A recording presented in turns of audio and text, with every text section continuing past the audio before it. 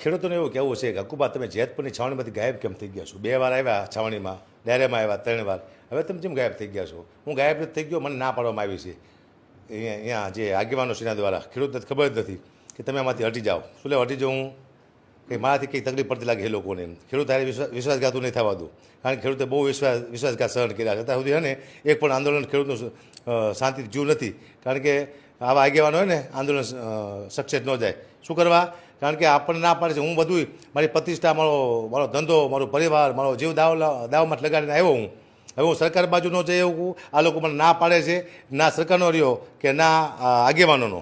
એટલે ખેડૂતને હું કહેવા માટે આવ્યો છું કે આગેવાનો છે એ બધા મને ના પાડે છે એટલે હું નથી આવતો એમ. તો ખાસ આની તમે નોંધ લેજો.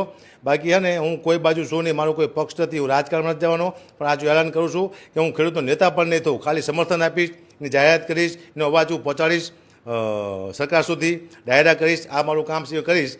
પણ તમને કોઈને એવું હોય આગેવાનોને કે હું ખેડૂતનો નેતા થઈ જઈશ, મારે કંઈ નેતા નથી થવું ખેડૂતનો.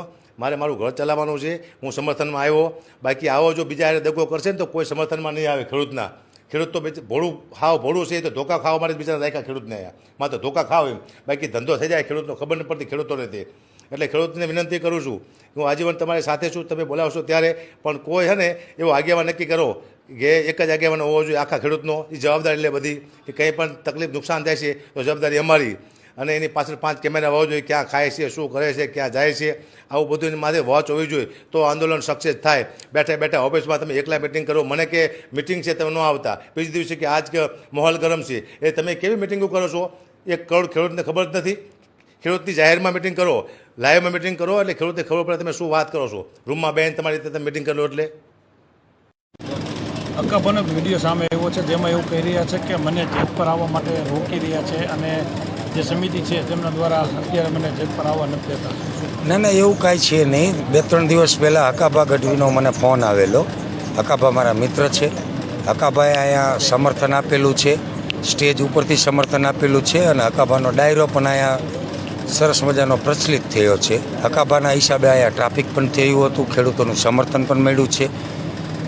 ગુજરાતમાંથી મરદનો દીકરો, સાહિત્યકાર કે ડાયરાનો કલાકાર એક જ નીકળો છે, હકાભા ગઢવી, જેનું અમને ગર્વ છે કે ખેડૂતોના સમર્થનમાં આવ્યા છે. હકાભાએ જ્યારે ફોન કર્યો ત્યારે કોઈ વિકાસભાઈ કરીને અહીંના જેતપરના નિવાસી છે, એમાં ગેરસમજ છે. એ વિકાસભાઈને ફોન કરેલો અને વિકાસભાઈ એવું કીધેલું કે અત્યારે સમિતિની મિટિંગ ચાલે છે, આપ આવડા મોટા કલાકાર છો, આવો તો અમારી સમિતિને તમારી આગતા સ્વાગતા કરવી પડે.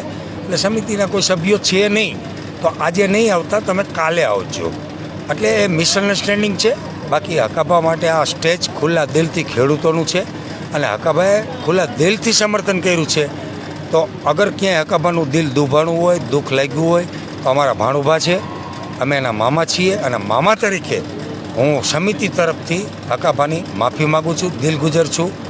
હકાભા આવો, પધારો, તમારા માટે 24 કલાક આ સ્ટેજ તમારી રાહ જોઈ રહ્યું છે.